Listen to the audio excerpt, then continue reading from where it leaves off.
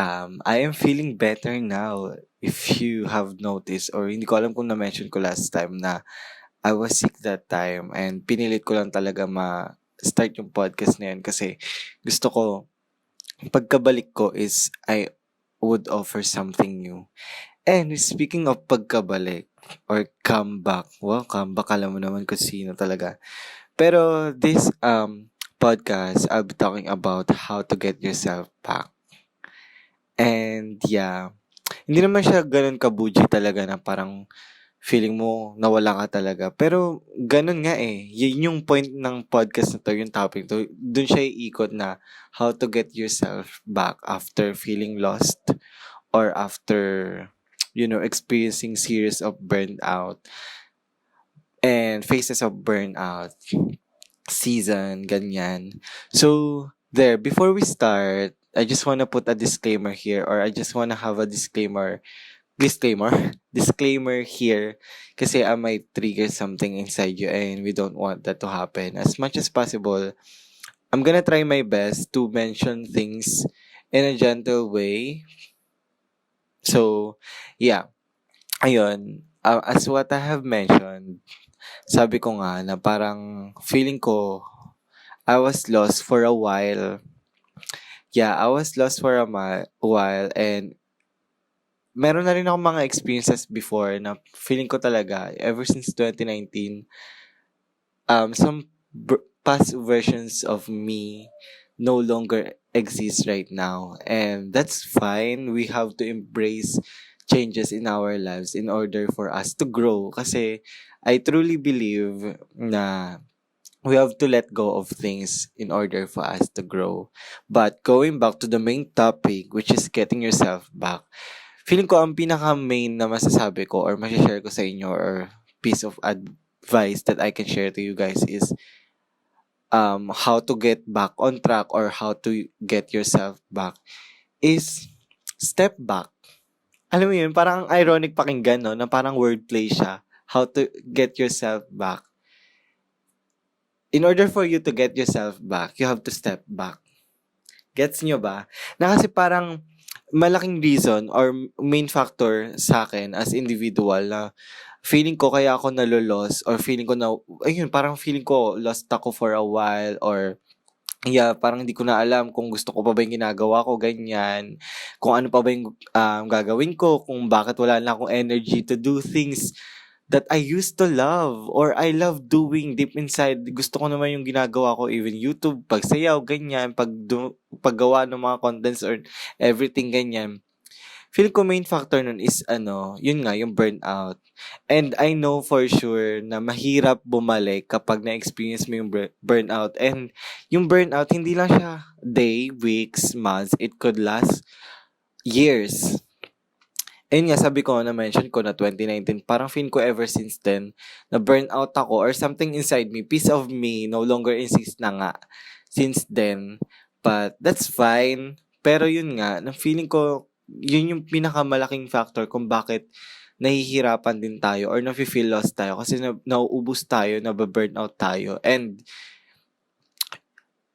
in order for us to recover from burnout, this is just been based on my experience. You have to step back and pause for a while kasi masyado natin niro-romanticize or gino-glorify yung pagiging hard worker, ganyan, pagiging, alam mo yun, for the books yung energy na I have to be present, I have to produce this and all, I have to maintain such perception ng mga tao, ganyan, kailangan magaling ka lagi, kailangan ganito ka lagi, kailangan all of those things, pang ano siya pang people pleaser siya. Alam mo yun, na parang it's way better to do things genuinely na parang eto lang yung kaya mo at that moment and that's fine. Kasi there is so much life outside that work, outside that deadline, outside that ACADS or kung ano-ano man. There is so much life outside that. So you have to step back kasi lagi naman nag-glorify yung padayon, ganyan padayon. Laging lumalaban, ganito, ganyan. Pero sometimes, there's this thing na pahuway na we have to pause for a while, pause for a moment, and step back. Magpahinga tayo kasi as what I have mentioned sa first episode, limited ka as a person. So, yung energy mo, yung creativity mo, yung talino mo, yung pera mo, limited yan. And we are not robots. We are not a products na kailangan ma-produce lagi, kailangan nandito lagi, kailangan ganto ganyan, kailangan gantong output yung ano ko. Hindi tayo produkto, hindi tayo robots na kailangan 24 hours nagpe-perform tayo the whole day and night on our best. And there's nothing wrong kapag nag-aim ka na I wanted to put something out there na coming from me na I am doing my best and all. There's nothing wrong with that. It's just that you have to make sure na you are doing it in a healthy way possible that you can. Kasi once na ginawa mo siya, for example, meron akong mga series before or may mga series na burnout ako na parang feeling ko hindi na ganun ka-quality yung ginagawa ko. Na nagsasubmit ako ng mga output na parang feeling ko, I can do better than this if I am sane enough. I am in my good state of mind na parang, sorry, eto lang kasi, alam mo yung parang you have to remind yourself na in a gentle way na, ayun lang kasi yung kaya mo at that time and that's okay.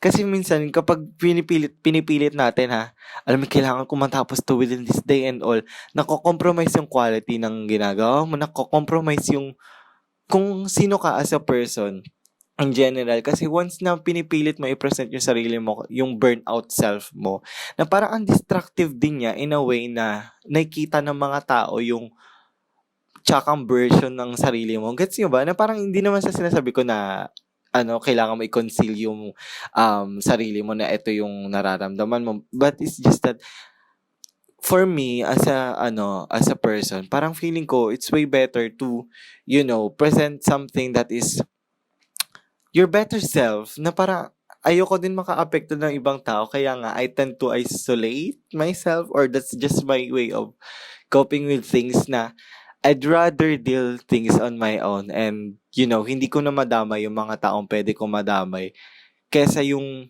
alam mo yung hindi ako okay tapos biglang ganito yung mood ko, ganito yung output ko, ganito ako makitungo sa ibang tao.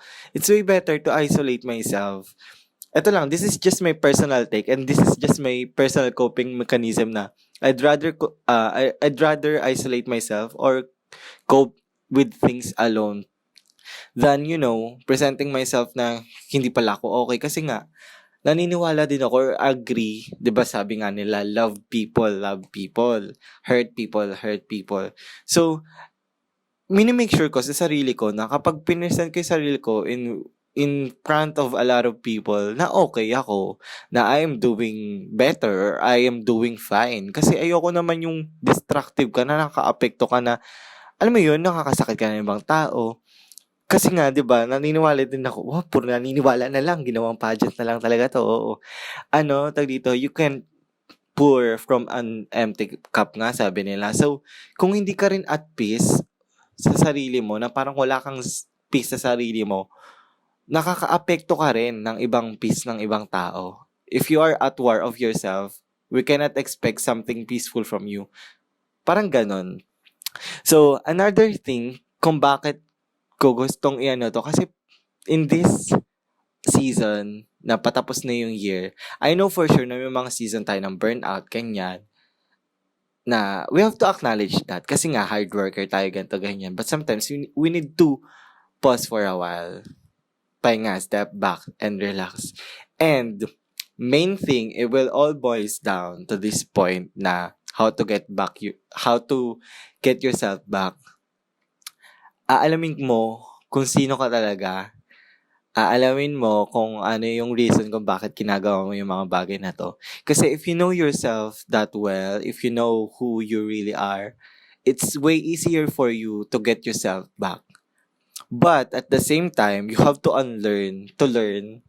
Kasi, yun nga, sasabi ko na through series of burnout, ganyan, may mga bagay na dapat tayo nile-let go in order for us to grow nga. You have to unlearn to learn things kasi hindi naman pwedeng constant lang, na stagnant lang tayo, hindi tayo gumagalaw sa buhay. So, we have to focus on the lessons nga. We have to focus on the things that we can improve. Kasi malay mo, yung mga bagay pala na nakakapagpa-burnout sa'yo is yung mga toxic behaviors mo, toxic traits mo, kung paano ka makitungo sa ibang tao. So, we have to unlearn to learn. Kasi, kung love mo yung sarili mo, you will always find things to improve something in you. Dapat ganun eh. Ganun yung mindset ko ah. This is just for me. Na parang kung love mo yung sarili mo, aside from kilala mo kung paano ka makitungo, kung ano ka talaga sa person, kung love mo yung sarili mo, mas gugustuhin mo talaga na mag-improve ka as a person. And also, through all of this, parang with all of the things that I have mentioned, one thing that I can advise to you, kung kilala mo talaga sarili, never lose yourself in the process of, you know, putting something out there, performing like this, performing in this way, presenting yourself in this way. Never you lose yourself. The only thing that should remain constant, aside from change, kasi diba, change is constant, but the only thing that should remain constant aside from change, hindi na to only kasi dalawa yung sasabihin ko, is yourself and yung core values mo. Kasi, at the end of the day, the only person, yun yung gusto kong point pala, yung gusto ko sabihin, the only person that can save you from all this, from experiencing this, from dealing with things is yourself alone. I'm not saying this not to for you guys not to ask or to seek help. I'm saying this is kasi at the end of the day, ikaw lang at ikaw ang merong ikaw. Ha? Tama. Ikaw lang ang merong ikaw. Alam mo yun, yung parang ako lang ang merong ako. Gets nyo yun? Na parang kaya ko naman to eh. Okay. Minsan okay lang talaga, maarte lang ako. Pero yun nga yung gusto kong point na sabihin sa inyo na at the end of the day, you only have yourself. And also, yung sinasabi ko na the only thing that should remain constant in your life is yung core values mo. Kasi mas mapapabilis ka kung paano mo i-get yourself back. Sobrang konyo naman talaga, oo. Pero it's way easier for you to get yourself back when you know your core values. Kasi kung kung alam mo yung core values mo, let's say, ilalatag mo talaga, iniisip mo, syempre, step back ka na nga. Iisip ka, ano ba yung mga pinapahalagaan ko sa buhay? Ano ba yung pinoprotektahan ko? Speaking of pinoprotektahan, another thing is that when you know your core values, you have to set boundaries. I know for sure na parang, uy, kala mo bilis-bilis lang ganyan. Yes, I know it's easier said than done. But you have to hold on to your boundaries kasi nga, if you love yourself that well, you will focus on yourself, you focus on improving yourself so you can present yourself to other people, the best version of yourself. Kasi we all want that, diba? We want the best version for ourselves. Not just for ourselves, of course. Dapat para din sa ibang tao kasi ayaw din natin makaapekto ng ibang tao, diba? So, yun. Kung kilala mo yung sarili mo and alam mo yung core values mo and may mga boundaries ka, I know it will feel weird na bakit parang hindi ko na, parang ang weird pala sa feeling, parang gano'n experience ko to, parang ang weird pala sa feeling na may boundaries ako kasi I used to say to these things before. Learn how to say no. Yes, it's okay to say no. I know it's hard to say no kasi parang through the years, you've been a people pleaser na parang it will feel weird nga na parang, oh, bakit nagno-no na ako? Before, okay naman ako sa ganyan. Before yon. Kaya nga sinasabi ko na parang, in order for you to grow, you have to let go of these things. Kasi, what if yung napapractice mo yung behavior na you keep on saying yes and all, hindi pala siya nakakatulong for you to improve. 'Di ba? So, you have to make sure na you hold on to your boundaries kasi when you promise to yourself na I wanna be a better person, ganyan, you have to be courageous enough na kahit na weird sa feeling or masakit sa feeling na may boundaries ka, ganyan. Kasi naniniwala ako na yung boundaries is nandyan para protektahin ka din sa kung anong harm. At the same time, hindi mo rin naa-allow yung mga taong pwedeng maka-harm sa'yo. Kasi, di ba para siyang wall, di ko alam kung nagre-record pa, para siyang wall na parang, eto lang yung, hanggang dyan ka lang. Eto lang yung pwede kong i-offer, hanggang dyan ka lang. And, the people who want to meet your boundaries will meet your boundaries if they really, really, really want to. And we should respect each other's boundaries. Yeah, we should respect each other's boundaries. Kasi, people have their reasons kung bakit sila may boundaries na ngayon. What if these boundaries, ito yung boundaries na binild nila for themselves? Kasi parang ang unfair for me, ang unfair na parang I build myself this up just for you to ruin this current version of myself and you don't know everything that I've been through. Alam mo yung parang ganong moment na parang eto na yung sarili ko ngayon, eto na yung version ko ngayon. If you cannot meet me in this version of myself, what else pa, what more pa kung ano na yung pwede kong ma-build sa future. Parang, if you cannot deal with this the current version of myself, parang may embrace mo pa yung the person that I am becoming. So yeah, it's really important to set boundaries. Bakit puno na nagwalwal na? Again, it's really important to set boundaries kasi napoprotektahan ka nga niya from entertaining people, ganyan. Para hindi ka rin alam mo, hindi mo inaalaw yung mga bagay na you're not really okay with. So yun, just to end this, siguro ayun, stop being okay with the things that you're not really okay with. Kasi, natuto na tayo na mahirap nga yung parang pag naapektuhan ka na yung mga gato. For example, yung mga bagay na na-mention ko kanina na parang, hindi nga pala siya healthy sa akin, na nagpupuyat ako, ganyan. Tapos, uulitin mo pa.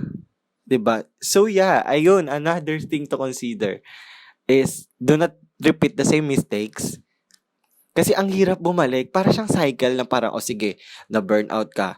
Tapos, mag-get yourself back ka na naman. Self-love and all, ganito, ganyan. Tapos, babalik ka ulit na, diba, we are breaking the cycle. Alam mo yun, we don't want that to happen. So, do not keep repeating the same old mistake. So, yeah, you have to hold on to your promises na I'm gonna love myself more in that, not in a narcissistic way, but loving myself more so I can present a better version of myself with other people. And I hope you can practice the same thing as you end this year. Kasi as we end this year and about to start the new year, kasi ayoko na yung, alam mo, parang this is just a personal decision na ayoko na yung 2024 ako na naman to. Hindi pa rin, hindi be. Pag 2024, kung 2023 pa lang, lucky enough for me to realize this before the year ends. Kasi ayoko na yung magsistay ako ako pa rin yung 2024. Feeling ko, new year, new me ang ata. Wow, slay. I hope you get a thing or two. Feeling ko maikli lang to, pero yeah, I am hoping a better 2024 for us. For the rest of us, for everyone. I hope we've learned so many lesson this year, 2023, and I am thankful for everything that I have been through, may it be a good or bad, because I've learned my lessons, and I hope to see you guys in 2024. I'm sharing this because I am feeling better now. I found myself again. Lucky for me, happy for me, I love yourself. And yeah, I'll see you guys in 2024. You can follow me in my socials. Everything is at WSNJY. You can find me there. If I'm not here, you can find me there.